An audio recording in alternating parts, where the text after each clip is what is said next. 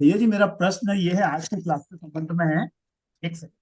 हाँ, मेरा प्रश्न है जो आज की क्लास के संबंध में ही है। जैसा आपने अपना बताया कि ठीक ठीक जैसे को तैसा जानना, ये सम्यक ज्ञान कहलाता है। तो यदि मेरा जो सोचना है कि किरण प्रकाश जी ऐसे हैं, तो वो तो मेरा परसेप्शन हो गया। जस्ट एग्जांपल दे रहा हूँ आपको एक। हम्म। किसी भी चीज के संदर्भ में अपने मतलब जो मेरा मतलब जो सोच ये है कि प्रकाश जी तो डॉक्टर प्रकाश जी तो ऐसे हैं। वो गलत भी हो सकता है, सही भी हो सकता है। तो उस चीज को सही कैसे जानना, उसका माध्यम क्या है? या तो समझ गए। शास्त्रों के द्वारा जान सकते हैं, या फिर कोई दूसरा तरीका है?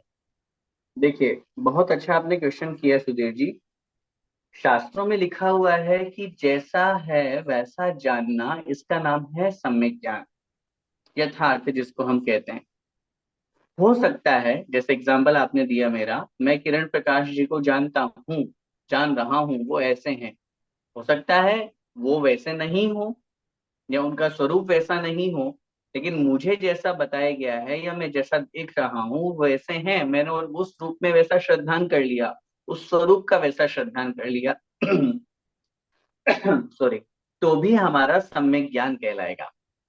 कहने का तात्पर्य ये है, सम्यक ज्ञान जो शब्द है, जैसा कि अपन ने पढ़ा और जाना, ये हमारे सम्यक दर्शन से जुड़ा हुआ है। जब तक सम्यक दर्शन नहीं होगा तब तक सम्यक ज्ञान नहीं होने वाला। सम्यक ज्ञान इट मीन्स समीचीन नॉलेज, सही नॉलेज, राइट नॉलेज। जब तक हमारा श्रद्धान सही नहीं होगा, नॉलेज भी सही नहीं होगी। नॉलेज उतनी महत्वपूर्ण नहीं है जितनी महत्वपूर्ण है श्रद्धान, विश्वास, ट्रस्ट करना। तो आचार्यों ने ये लिखा है, जैसे मैंने किसी बुक में पढ़ा, किन्हीं गुरु के मुख से सुना और सुन करके मैंने श्रद्धान कर लिया और जान लिया, हाँ जीव तत्व का ऐसा ही स्वरूप है, मोक्ष मार्ग यही है। अब अगर कदाचित कोई मुझे कहे नहीं नहीं ऐसा नहीं है, ये तो तुमने गलत सीख लिया, तो हमारा ज्ञान बोलेगा नहीं नहीं मैं गलत नहीं जानता, मैं सही जानता हूँ, क्योंकि मैंने शास्त्रों में पढ़ा है, गुरु से सुना है। और फिर उसके बाद में अगर कोई व्यक्ति हमें शास्त्रों का प्रमाण दे देता है कि भैया देखो ये तुम्हारी धारणा ठीक नहीं है, ये तो शास्त्र में ऐसा लिखा है और आप तो ऐसा बोल रहे हो, तो आचार्यों ने लिखा है, बहुत मजेदार वाली बात, आचार्यों ने लिखा है, अब तक तो आप सम्यक दृष्टि थे, सम्यक ज्ञानी थे, क्योंकि आपका श्रद्धान मजबूत था। भले ही वो नॉलेज जो वो पॉइंट था वो आपका गलत था, वो पॉइंट हमारा गलत था, उसके बावजूद भी हम सम्यक ज्ञानी थे। लेकिन जब क्यों सम्यक ज्ञानी क्यों थे? क्योंकि हमारा श्रद्धांत सही था। हमें जो सिखाया, जो गुरु ने बताया, जो शास्त्र जिससे हमने पढ़ा, वो हमने वैसा श्रद्धान कर लिया। लेकिन अगर अब हमें कोई मूल आगम प्रमाण दिखा दे, कोई सही बात बता दे, गुरु हमको सही बात बता दें, तो उस समय अपनी धारणा को, अपने उस ज्ञान को हमें आगम के अनुसार तुरंत बना लेना चाहिए। और फिर उन्होंने लिखा, अगर फिर आप नहीं मानते हो प्रमाण दिखाने के बावजूद भी, तो फिर आप मिथ्या दृष्टि हो जाओगे, तो फिर आप मिथ्या ज्ञानी हो जाओगे। तो मेरा कहने का मतलब ये है, हम जो जान रहे हैं, अगर वो सम्यक श्रद्धान के साथ में है तो वो ज्ञान हमारा सम्यक ज्ञान है। एग्जाम्पल गौतम स्वामी का लीजिए ना। अब इंद्रभूति गौतम पूरे वेदांगों के ज्ञाता थे, और जैन दर्शन के तो उनको 7 तत्वों के नाम नहीं आते, 6 द्रव्यों के नाम नहीं आते। जब अपन दीपावली वाली पूजन करते हैं, तब सौधर्मेंद्र जो वो रूप बना करके, वेश बना के उनके वहां पहुंचते हैं और उनको बोलते हैं कि स्वामी आप बताइए, 7 तत्व, 9 पदार्थ, 6 द्रव्य, 5 अस्तिकाय, रत्नत्रय, 4 अनुयोग, ये क्या है? क्योंकि हमारे गुरु तो मौन हो गए हैं, बता नहीं रहे हैं, वो तो ऐसा उन्होंने पूरा का पूरा प्लान करके। तो कोई भी स्वरूप नहीं जानते थे इंद्रभूति गौतम। अब जब वो मान स्तंभ में आए, समोषण में आए, मान स्तंभ को देखा और सम्यक दर्शन प्रकट हो गया। तो अब सम्यक दर्शन प्रकट होते ही कोई ऐसी शक्ति तो है नहीं ना कि यहाँ से अपने आप सम्यक दर्शन हुआ और उनको अपने आप ही अंदर 7 तत्व 9 पदार्थों का ज्ञान हो जाएगा, वो तो नहीं होगा ना। लेकिन फिर भी उनके उस मिथ्या ज्ञान को, जैसे सम्यक दर्शन हुआ तो सम्यक ज्ञान कह दिया ना। तो सम्यक ज्ञान होने के लिए सच्चा श्रद्धान होना जरूरी है। सच्चा श्रद्धान यदि है, हम जो भी जान रहे हैं, जो भी नॉलेज हमारी है, वो सब सम्यक ज्ञान के रूप में आएगी। इसलिए यहाँ लिखा है, जैसा का तैसा ठीक ठीक, ठीक ठीक से तात्पर्य मैंने बताया था, वो वाला ठीक ठीक नहीं लगाना जो एवरेज वाला ठीक ठीक है। ठीक ठीक माने वास्तविक, यथार्थ, जैसा का तैसा जो जानना होता है, उसका नाम सम्यक ज्ञान है। हमने जो जाना है उस स्वरूप को जान ले, यही सम्यक ज्ञान कहलाता हटा दिए। है। और किन्हीं महानुभाव का कोई प्रश्न? पंडित जी जस्ट ये बोलना चाहता था, जो मैंने जो अभी प्रॉमिस किया उसका सर्कुलर भी निकाल दिया और मेरी बुक पब्लिश हो जाएगी 28 सितंबर से पहले। जय जिनेन्द्र। एक बहुत अच्छा। दिलीप भाई, आपने जो कार्य किया है, जो आप कर रहे हैं, वो काबिले तारीफ है। और निश्चित रूप से इससे बच्चों में धर्म सीखने के प्रति एक जागृति आएगी। इन कॉमिक्स के माध्यम से या इन छोटी छोटी चीजों के माध्यम से बच्चों में धर्म में रुचि जागृत होगी, ये मेरी सद्भावना है। बहुत अच्छा आप कार्य कर रहे हैं, बहुत बढ़िया। जय अब जिनेन्द्र अंत पंडित। में बस आचार्य भगवंत के श्री चरणों में अपनी बात रखते हुए, और आ, अच्छा, अशोक जी जैन। जय जिनेन्द्र भैया जी, मेरा क्वेश्चन जी। नहीं है। मेरी मतलब कहने का है कि आदमी सोचते पैसे से ही धर्म हो सकता है। आदमी इसकी सोच है ना कि पैसे से ही धर्म कर सकते हैं, कहीं कहीं वो रियलाइज भी करते हैं। लेकिन आदमी उस पहलू को तो देख लेता है, इस पहलू को क्यों नहीं देख रहा है जो हमारे सामने चल रहा है। कि यहाँ भी ज्ञान से हम कितना बड़ा धर्म कर रहे हैं।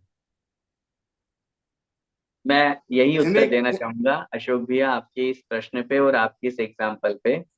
जो लोग ये कहते हैं कि पैसों से धर्म होता है, उन लोगों को ये देखना चाहिए कि आचार्य श्री के पास कौन सा पैसा है, यस, हमारे गुरुओं यही। के पास कौन सा पैसा है, हमारे महान आत्माओं के पास में कौन सा पैसा है जो वो धर्म कर रहे हैं।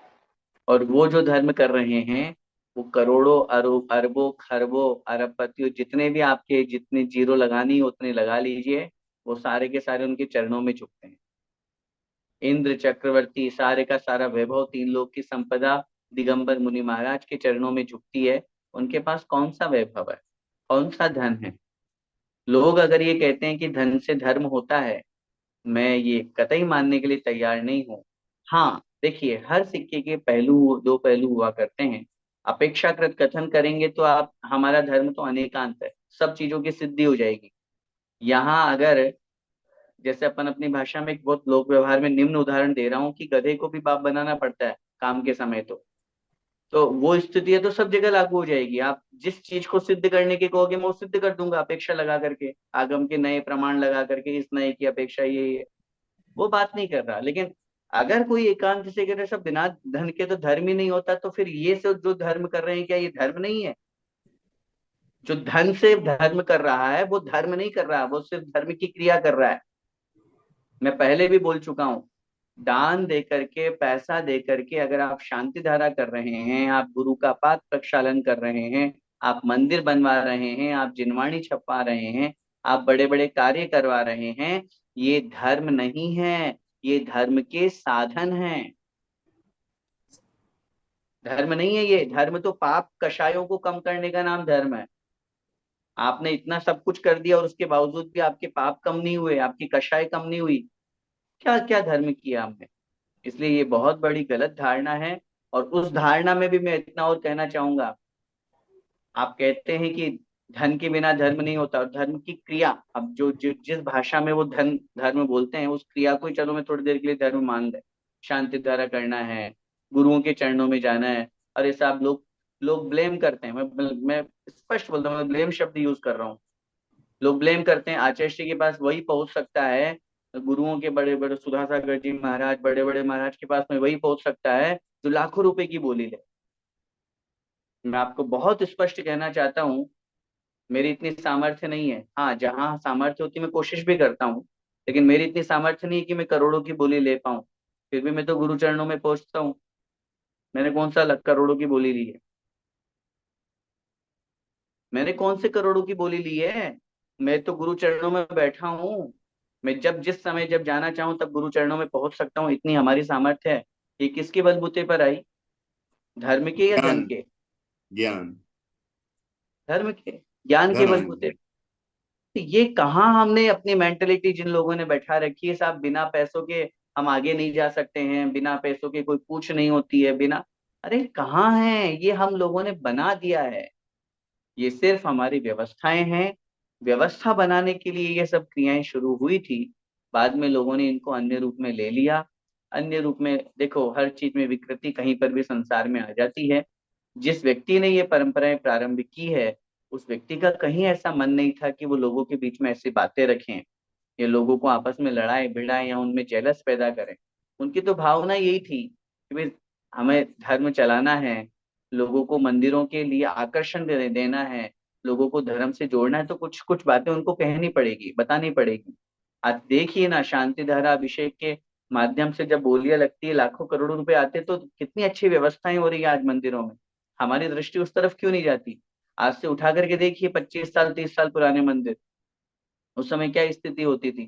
कोई अभिषेक करने वाला नहीं मिलता था, मंदिरों में व्यवस्था नहीं होती थी, माली के पास द्रव्य नहीं आता था, झाड़ू पोछा तक नहीं होता था। आज उसी मंदिरों में जिनेन्द्र भगवान का स्वर्ण कलश से अभिषेक हो रहा है। आज उन्हीं मंदिरों में जिनेन्द्र भगवान की स्वर्ण की झाड़ी से अभिषेक शांतिधारा हो रही है। आज उन्हीं मंदिरों में लाइन लग करके भगवान का अभिषेक करने वाले भक्त आ रहे हैं। किसका अतिशय है? तो ये सब चीजें कहने की बात अलग होती है, और वास्तव जीवन में जब प्रैक्टिकल होता है तो बात अलग होती है। जिन लोगों के पास धन नहीं है, ऐसा नहीं है कि वो धर्म नहीं कर सकते, वो धन वालों से ज्यादा धर्म कर सकते हैं। चाहिए सिर्फ हमारे परिणाम, चाहिए हमारे भाव और विशुद्ध बने और अच्छे बने, तो निश्चित रूप से हम बिना धन के भी धर्म कर सकते हैं, थोड़े धन से भी धर्म कर सकते हैं, और परिणाम विशुद्ध हो तो अधिक धन से भी धर्म कर सकते हैं। इसलिए धर्म करने में धन कभी आड़े नहीं आता है, धन तो सहायक बनता है। धन्यवाद भैया जी, बहुत बहुत धन्यवाद। क्योंकि अनुमोदना करके भी हम धर्म कर सकते हैं, लेकिन आदमी अपने अंदर नहीं देख के बस दूसरों में कमियों में लगा है। संसार